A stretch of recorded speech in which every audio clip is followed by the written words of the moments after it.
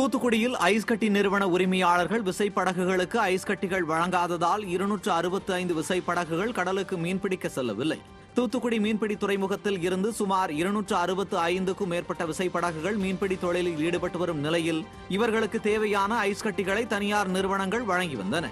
இந்த நிலையில் மின்கட்டணம் உயர்வு உள்ளிட்ட பல்வேறு கட்டண உயர்வு காரணமாக உற்பத்தி செலவு அதிகமாவதால் ஐஸ் கட்டிகள் பார் ஒன்றுக்கு 10 ரூபாய் கூடுதலாக வழங்க வேண்டுமென ஐஸ் கட்டி உரிமையாளர்கள் விசைப்படகு உரிமையாளர்களிடம் கோரிக்கை வைத்திருந்தனர்.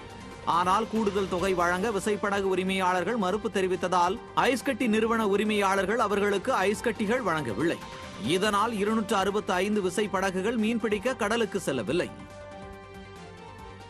செங்கல்பட்டு மாவட்டம் செய்யூர் சட்டமன்ற தொகுதிக்குட்பட்ட சித்தாமூர் மேற்கு அதிமுக ஒன்றிய கழக செயலாளர் பேரம்பாக்கம் கிருஷ்ணமூர்த்தி உடல்நலக்குறைவால் காலமானார். அவருடைய உடல் சொந்த ஊரான பேரம்பாக்கம் வீட்டில் அஞ்சலிக்காக வைக்கப்பட்டிருந்தது.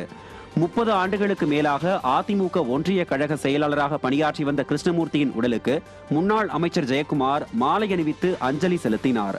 செங்கல்பட்டு கிழக்கு மாவட்ட கழக செயலாளர்கள் திருக்கழுக்குன்றம் எஸ் ஆறுமுகம், முன்னாள் நாடாளுமன்ற உறுப்பினர் சிட்லப்பாக்கம் சா ராஜேந்திரன், மதுராந்தகம் சட்டமன்ற உறுப்பினர் மரகதம் குமரவேல் மற்றும் பொதுமக்கள் உறவினர்கள் என ஏராளமானோர் அவருடைய உடலுக்கு மாலை அணிவித்து அஞ்சலி செலுத்தினர்.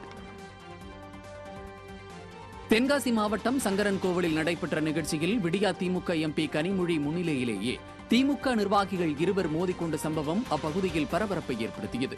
சங்கரன் கோவிலில் வாகை மக்கள் இயக்கம் சார்பில் நடைபெற்ற பெருந்தமிழர்கள் பெருவிழா 2024 நிகழ்ச்சியில் விடியா திமுக எம்பி கனிமொழி பங்கேற்றார்.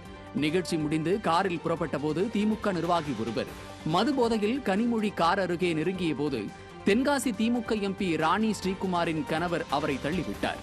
இதனால் ஆத்திரமடைந்த அந்த நபர் திமுக எம்பியின் கணவரை தாக்கினார். இதனால் இருவருக்கும் மோதல் ஏற்பட்டதால் அந்த பகுதியில் பெரும் பரபரப்பு ஏற்பட்டது.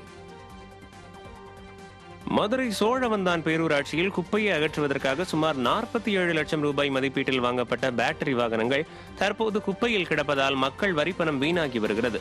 சோழவந்தான் பேரூராட்சிக்குட்பட்ட 18 வார்டுகளில் தூய்மை பணிகளை மேற்கொள்வதற்காக விடிய அரசு நகர்ப்புற மேம்பாட்டு திட்டத்தின் கீழ் சிறிய ஆட்டோ வடிவிலான பேட்டரியில் இயங்கும் 18 வாகனங்களை 46,88,000 ரூபாய் மதிப்பீட்டில் கடந்த 2022ஆம் ஆண்டு வாங்கியது. வாங்கிய 6 மாதங்கள் மட்டும் நன்றாக ஓடிய அந்த வாகனங்கள் பின்னர் பேட்டரி பழுது காரணமாக ஓரங்கட்டப்பட்டன. தற்போது 2 வாகனங்கள் மட்டுமே செயல்பாட்டில் உள்ள நிலையில் 16 வாகனங்கள் கிடப்பில் போடப்பட்டுள்ளன. குப்பைகளை அகற்றுவதற்கு வாங்கப்பட்ட பேட்டரி வாகனங்கள் தற்பொழுது குப்பை போல காட்சியளித்து வரும் நிலையில் இதனால் மக்கள் வரிப்பணம் வீணாகி வருகிறது.